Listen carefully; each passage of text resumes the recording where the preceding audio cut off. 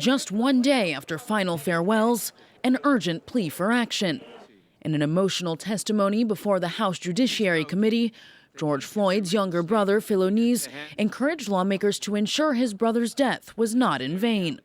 Make the necessary changes that make law enforcement the solution and not the problem.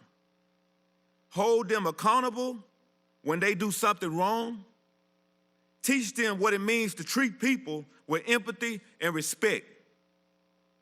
Teach them what necessary force is. Teach them that deadly force should be used rarely and only when life is at risk. 2.5 weeks after George Floyd's death, changes are already in the works in the city where he was killed. On Wednesday, the Minneapolis police chief detailed his plans to reform the city's police department. As chief, I am immediately withdrawing from the contract negotiations with the Minneapolis Police Federation. I plan to bring in subject matter experience and advisors to conduct a thorough review of how the contract can be restructured to provide greater community transparency and more flexibility for true reform.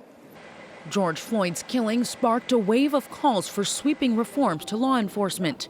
But with the presidential election just 5 months away, Democrats are hoping to strike a balance in answering calls for change without turning away more centrist voters. Earlier this week, Joe Biden rejected growing demands to defund the police, a refusal that's being met with increasing hostility among the Democratic Party's more progressive wing.